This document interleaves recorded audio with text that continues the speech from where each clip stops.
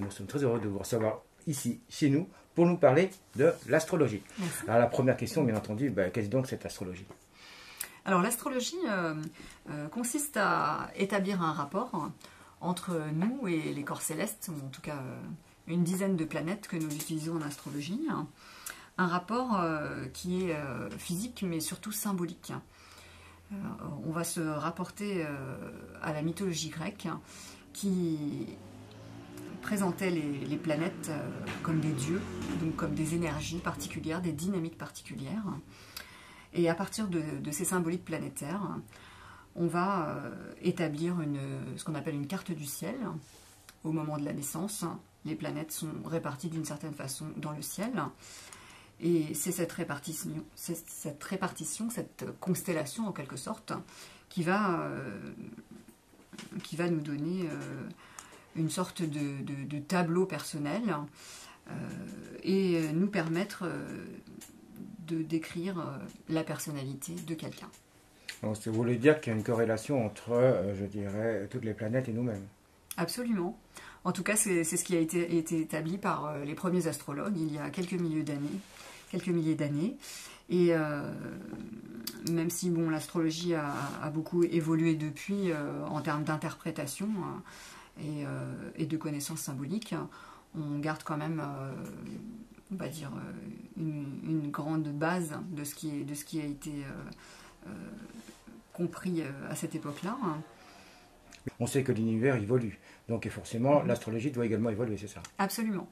Ce qu'on peut dire très rapidement, c'est que l'astrologie, on va dire antique, classique, était surtout utilisée pour de la prédiction. C'était surtout les rois ou les puissants qui faisaient appel à des astrologues pour avoir des indications sur les dates, les périodes favorables. Par exemple, ils voulaient savoir à quel moment il fallait déclarer une guerre ou faire voilà, telle ou telle action. Aujourd'hui, déjà depuis de longues années, on utilise l'astrologie comme outil de connaissance de soi et de développement personnel. Le psychologue Carl Jung l'utilisait dans ses consultations. Et d'ailleurs, en astrologie humaniste, on se réfère à ce qu'on appelle aux typologies de Jung pour déterminer de façon un peu plus précise la personnalité. Ça veut donc dire que les gens ne se connaissent pas en fait? Non, ça ne veut pas dire ça. Il y a beaucoup de gens qui se connaissent même très bien. Mais le thème astral va permettre d'aller plus en profondeur, plus dans la subtilité de la personnalité, et je dirais même d'aller explorer l'inconscient de la personne. Puisque grâce à ce décryptage, on va être à même de déceler d'éventuels blocages ou des fonctionnements répétitifs, ou encore un caractère particulier dont la personne n'aura pas forcément totalement conscience. Alors bien sûr, pour les gens qui sont un peu sceptiques, comment est-ce que les astres puissent influencer sur nous? Alors oui, bien sûr, je dirais que toute la nature influe sur nous, tout l'univers influe sur nous. Nous sommes dans un univers vibratoire, et les astres, à plus forte raison, ont un impact sur nous, sur la nature en général, mais sur notre psyché en particulier. Mais on peut aussi le regarder d'une autre façon, c'est-à-dire que l'être humain, quand il arrive sur Terre, il arrive à un moment précis qui correspond à l'état de son âme à ce moment-là. Et cet état de son âme est décrit par les constellations planétaires. Et donc tout est prévu, il n'y a pas de hasard? Alors, moi je crois pas au hasard, effectivement. Mais tout est prévu, c'est pas que tout est prévu, je préfère parler de potentialité, c'est-à-dire qu'au départ, effectivement, on arrive dans une certaine configuration énergétique.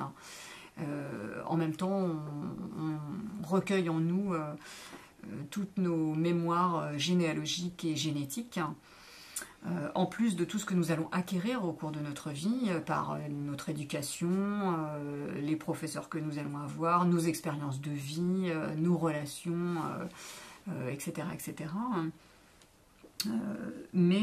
toutes ces expériences, toute cette somme d'expériences, la question c'est qu'est-ce que nous allons en faire, hein, comment nous allons les vivre, de quelle façon nous allons les aborder, et au final, comment on va les faire travailler pour nous, entre guillemets. Si on regarde l'expérience d'une fratrie, par exemple, dans une fratrie, les enfants, souvent, n'ont pas la même expérience de vie, alors qu'ils ont les mêmes parents, ils ont souvent la même éducation, bon, même s'il y a des petites nuances en fonction de leur âge, mais il y a des différences. Pourquoi? Parce que la personne ne vit pas les choses de la même façon, justement. Elle ne va pas les recevoir de la même façon, suivant sa personnalité, sa sensibilité, sa façon de penser, etc. etc. Je suis d'accord, mais vous avez dit quand même que les astres donc interviennent sur nous. Je crois aussi que c'est en rapport avec exactement l'heure de naissance.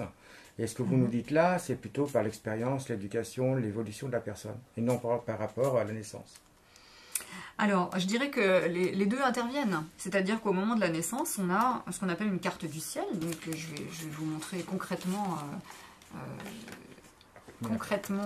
ce qu'il en est. Donc, sur une carte du ciel, on va avoir ce qu'on appelle l'axe d'horizon. Donc, l'heure de naissance détermine cet axe d'horizon. Ce qu'on appelle aussi l'ascendant, qui est plus connu, hein, et qui démarre la première des 12 maisons du cercle zodiacal.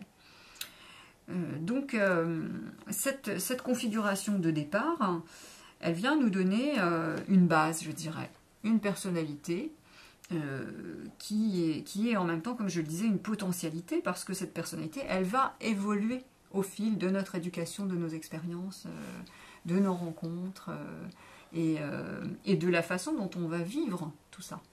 En fait, c'est comme si c'était un peu une carte routière de départ, mais après, il va falloir cheminer. Alors, si je parle un peu de chemin de vie, je pense que j'en suis pas très loin. Tout à fait. Donc ce chemin de vie, il est tracé, mais bien sûr, on peut quand même modifier, bifurquer par rapport à notre propre connaissance.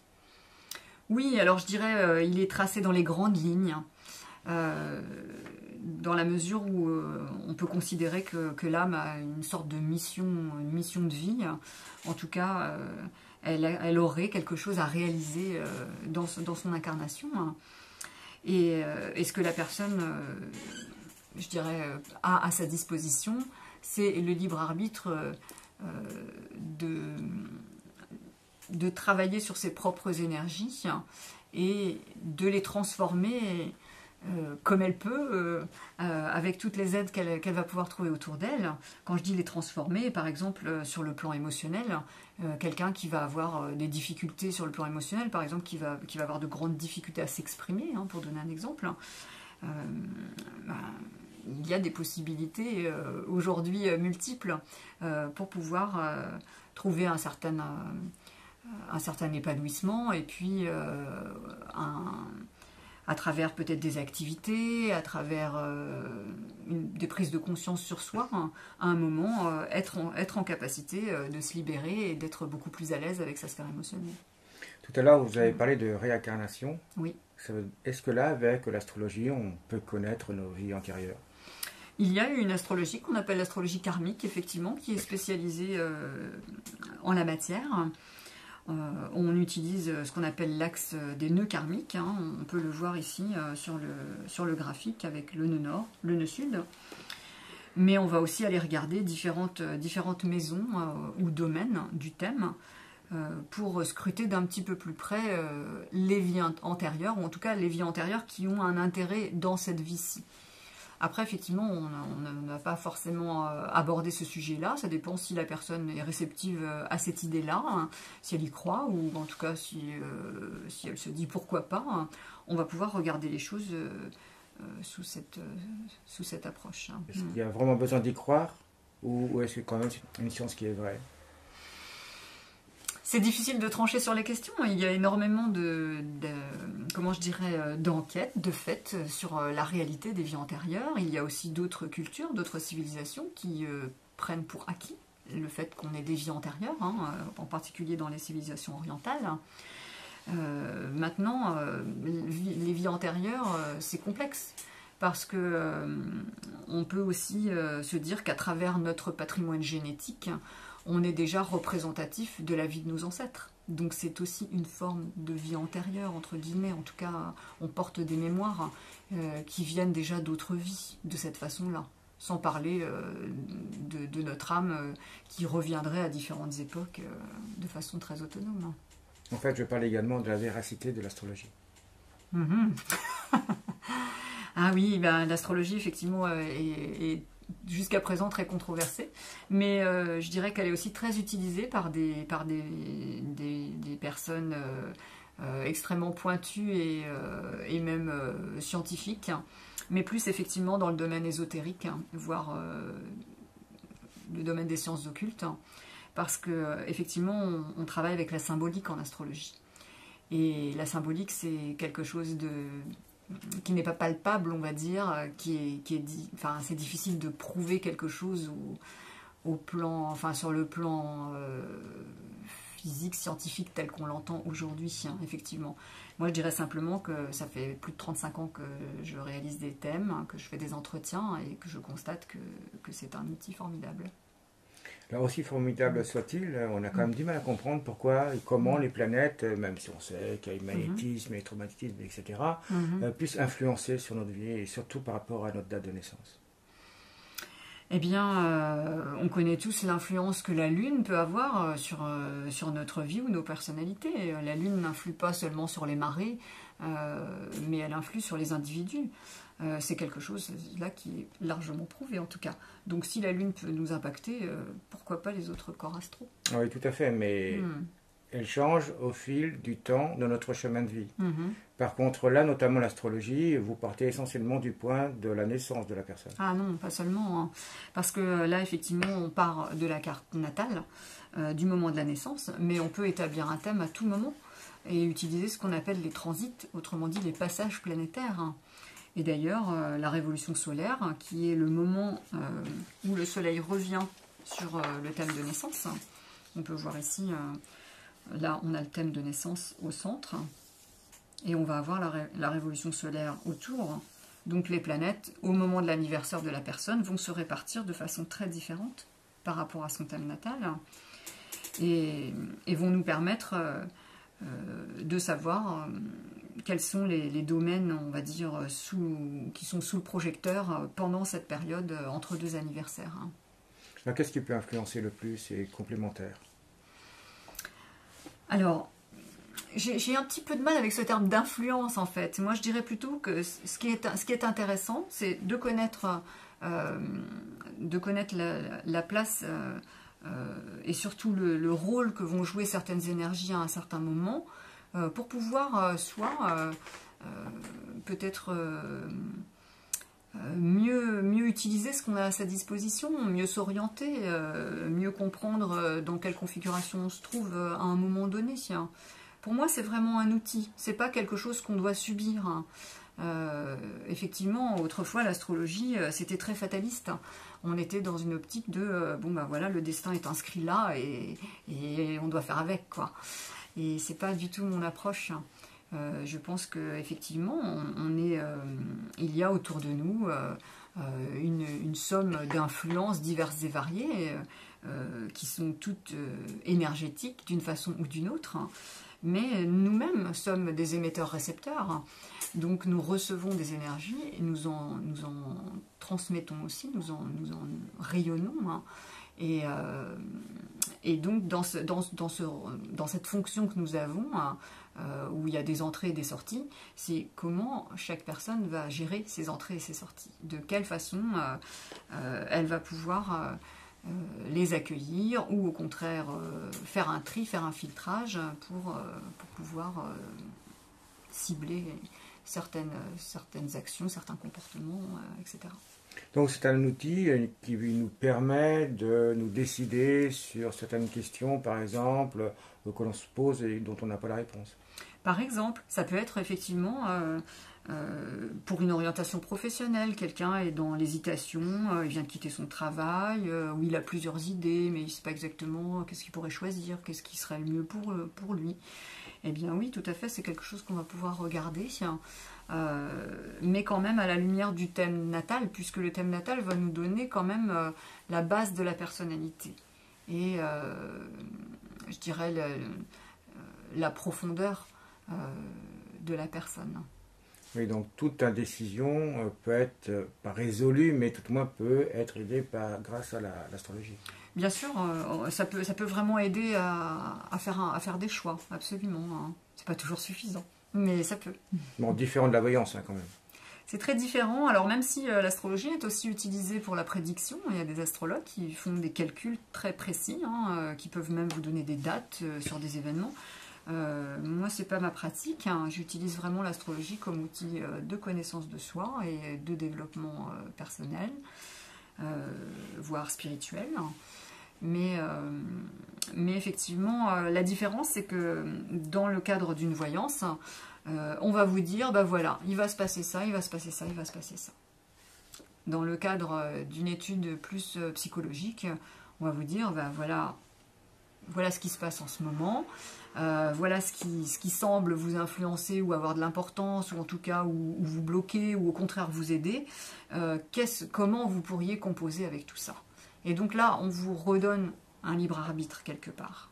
En tout cas, enfin, c'est pas qu'on vous le redonne parce que vous ne l'avez jamais perdu, mais en tout cas, on prend en compte votre libre arbitre et surtout votre capacité à choisir par vous-même et à choisir la façon dont vous allez utiliser ces énergies. Oui, c'est comme un guide. Oui, je trouve que le mot convient bien, oui. En sachant que donc le thème astral est personnalisé et il n'a rien à voir avec ce qu'on trouve dans certaines revues qu'on appelle l'horoscope, plus ou moins, voire très commun. Oui, bien sûr, l'horoscope c'est plus un jeu, c'est quelque chose, voilà, c'est un amusement l'horoscope. Hein. Bon, il y a des gens, ils aiment bien entendre leur horoscope tous les matins, hein, pourquoi pas. Mais l'horoscope, ça ne peut pas concerner des millions de gens, enfin, c'est beaucoup trop général. Alors, autrement, concrètement, j'ai envie de savoir comment dois-je faire et comment se déroule surtout une séance avec vous. D'accord. Alors, donc une séance avec moi va se dérouler sous forme d'entretien, où il y aura un échange et je dirais une conversation autour de ce thème de naissance, voire de la révolution solaire si c'est la demande de la personne.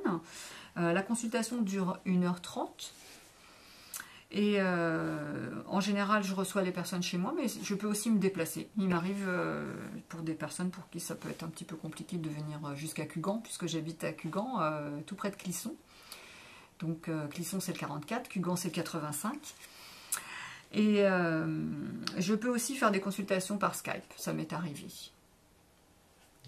Éventuellement par téléphone, mais enfin vraiment c'est moins, je trouve que c'est moins agréable.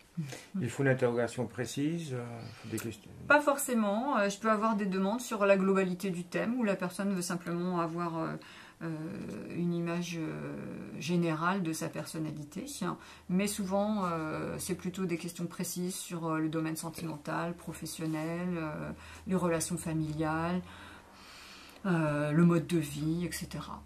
Les difficultés de la société actuelle. Par exemple. Alors je ne dirais pas un petit peu comme la voyance, mais plus la société va mal ou croit aller mal, plus elle a besoin de vous. Pas forcément, je dirais que c'est pas forcément des gens qui vont mal qui viennent me voir, hein. C'est aussi des gens qui souhaitent s'épanouir un peu plus, se développer, se connaître mieux. Donc c'est pas forcément parce qu'ils vont mal, pas toujours. Quel renseignement avez-vous besoin lorsqu'on vient vous voir? Alors la date, l'heure et le lieu de naissance. Hein. Important. Essentiel. Pourquoi? Alors, parce que c'est à partir de là qu'on peut tracer une carte du ciel, comme vous pouvez la voir ici. Si on n'a pas l'heure de naissance, si on n'a que la date et le lieu, on aura uniquement les planètes sur les signes. On n'aura pas les maisons. Bon, on pourra quand même, je dirais, en retirer un certain nombre d'informations. Mais ça ne sera pas aussi complet que si on a l'heure de naissance. Et en sachant que, d'après ce que j'ai compris, les maisons sont associées entre elles et peuvent différer par rapport à d'autres, bien entendu. En fait, par rapport à l'heure de naissance, les maisons vont se poser à un certain endroit du zodiaque. C'est-à-dire, par exemple, si vous êtes né le matin très tôt, votre soleil il va se trouver ici au niveau de l'ascendant. Et donc, si vous êtes du signe du Bélier, l'ascendant sera là, dans le Bélier, il sera ici. Mais si vous êtes né à une autre heure de la journée, l'ascendant va se trouver plus loin sur le zodiaque. Tout à fait.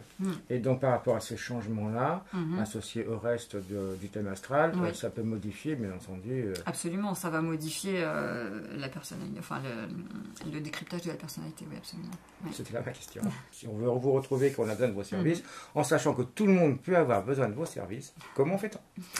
Alors, il suffit de me téléphoner, par exemple, au 06 52 70 80 21. On peut aussi m'écrire sur mon adresse mail, lescartesdevotreCiel@gmail.com. Bon, bah, écoutez, merci beaucoup. Merci à vous.